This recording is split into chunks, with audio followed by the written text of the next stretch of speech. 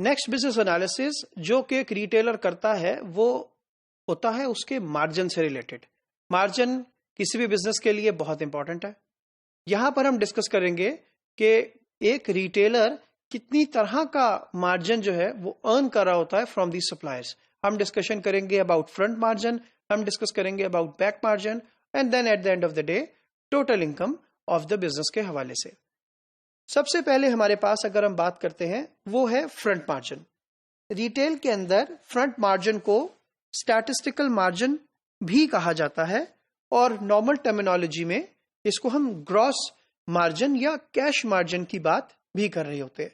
और नॉर्मली इस मार्जिन को कैलकुलेट करने का बहुत ही आसान तरीकेकार है। एक रिटेलर कैसे कैलकुलेट करता है कि वो अपनी सेल्स में से उसकी कॉस्ट को माइनस कर देता है, तो आउटकम आपका मार्जिन बन जाता है और वो मार्जिन कहलाता है आपका स्टैटिस्टिकल मार्जिन या फ्रंट मार्जिन। बहुत आसान सी एग्जांपल इसकी ये है कि अगर एक प्रोडक्ट आप किसी कस्टमर को 10 रुपए की सेल कर रहे हैं और वो प्रोडक्ट आपने किसी सप्लायर से 8 रुपए की खरीदी है, तो वो जो 2 रुपए आउटकम है वो 2 रुपए है एक्चुअली आपका फ्रंट मार्जिन, जो कि प्रोडक्ट की बाइंग और सेलिंग का डिफरेंस है। Statistical margin, front margin, gross margin या कैश मार्जिन कहलाता है। इसी तरीके से मार्जिन के अंदर जो दूसरा कंपोनेंट है वो बैक मार्जिन कहलाता है। रिटेल के अंदर जितनी भी तरह का बैक मार्जिन है उसको लेटर इनकम कहा जाता है। नॉर्मली ये वो इनकम है जो प्रमोशंस या एडवर्टाइजिंग के थ्रू लाई जाती है और एक रिटेलर अर्न करता है। इसकी बहुत सारी एग्जांपल्स हैं, लेकिन एग्जांपल पे जाने से पहले मैं एक बात बहुत इंपॉर्टेंट है जो शेयर करना चाहता हूं बैक मार्जिन के हवाले से। नॉर्मली एक अच्छा रिटेलर फोकस नहीं करता अपने फ्रंट मार्जिन के ऊपर, क्योंकि वो कस्टमर को कंपेटिटिव प्राइस ऑफर करना चाहता है, लेकिन वो फोकस जरूर करता है अपने बैक मार्जिन के ऊपर, क्योंकि ये एक्चुअली उसका मेन सोर्स ऑफ इनकम होता है। अब हम कुछ एग्जांपल डिस्कस करते हैं ताकि आपको और क्लैरिटी आ जाए अबाउट दी बैक मार्जिन और letter income. So for example, store के अंदर कोई सेकेंडरी डिस्प्ले किसी सप्लायर को रिक्वायर्ड है, जिसको हम गंडोला का डिस्प्ले बोल सकते हैं या हेड शेल्फ का डिस्प्ले कह सकते हैं। उसके लिए जो पैसा एक रिटेलर सप्लायर से क्लेम करता है वो एक्चुअली उसकी लेटर इनकम है। जो बोर्ड्स, बिल बोर्ड्स या होर्डिंग्स या मार्केटिंग मटेरियल स्टोर के अंदर डिस्प्ले होना है किसी भी प्रोडक्ट से रिलेटेड, उसके बदले में एक रिटेलर सप्लायर को चार्ज करता है। इस तरीके से फॉर एग्जांपल अगर कोई छोटी, मैं किसी रिटेलर की बात कर रहा हूँ, जैसे किसी पान एंड कोके शॉप की बात कर लेता हूँ, तो उसके ऊपर यू हैव ऑब्जर्व्ड कि वहां पर एक कोई पेप्सी का बोर्ड लगा हुआ है या कोक का बोर्ड लगा हुआ है। नॉर्मली बॉटलिंग कंपनीज का, बेवरेजेस कंपनीज का लगा होता है। सो नॉर्मली वो जो शॉपकीपर है, जो पान खोका शॉप वाला है, वो चार्ज करेगा फॉर दैट बोर्ड कि आपने जो बोर्ड लगाया है पेप्सी को या कोक को, इस बोर्ड के पैसे आपने मुझे मंथली एक अमाउंट पे करनी है और साल की इतनी अमाउंट पे करनी है।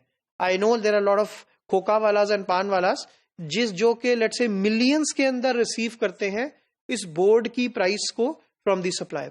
फिर इसी तरीके से अगर कंपनी ने उस बोर्ड के अंदर लाइट्स लगाई हैं तो उस लाइट्स का इलेक्ट्रिसिटी बिल भी वो कंपनी से रिसीव करता है रिटेलर जो है, तो वो भी उसकी लेटर इनकम है।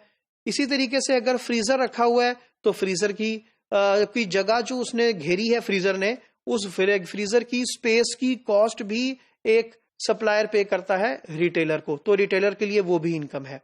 इसी तरीके से स्टोर के अंदर अगर वो फ्रीजर ब्रांडेड है तो उसकी ब्रांडिंग की कॉस्ट भी सप्लायर पे करता है टू रिटेलर।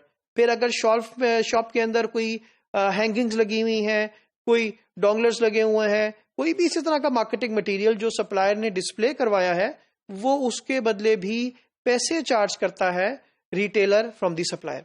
तो ये एक छोटी दुकान की मैंने एग्जांपल की बात की, एक छोटे रिटेलर की बात की, ताकि आपको आइडिया हो जाए कि दुकान के अंदर जो भी आप प्रमोशनल मटेरियल, कोई भी एडवर्टाइजिंग मटेरियल अगर आप देखते हैं तो एक्चुअली वो रिटेलर उसके पैसे चार्ज कर रहा होता है सप्लायर को। बेशक वो सेकेंडरी डिस्प्ले हो, बेशक वो प्रोडक्ट की हवाले से उसकी प्लेसमेंट हो, बेशक वो शेल्फ की कॉस्ट हो, बेशक वो सेकेंडरी डिस्प्ले हो, बेशक वो स्टाफ की खड़ा करने के पैसे हों, किसी भी हवाले से मर्चेंडाइजिंग के, बेशक वो ओवर द काउंटर प्रोडक्ट रखने के, कैशियर टिल के ऊपर रखने के पैसे हो, मींस कोई भी ऐसा तरीकेकार जिसकी वजह से रिटेलर पैसे चार्ज करे टू दी सप्लायर, एग्री करे उससे कि अगर आप मेरे पास मार्केटिंग करेंगे मेरे साथ मिलकर तो यू हैव टू पे फॉर इट। सो वो तमाम इनकम कहलाती है बैक मार्जिन या लेटर इनकम उस रिटेलर के लिए।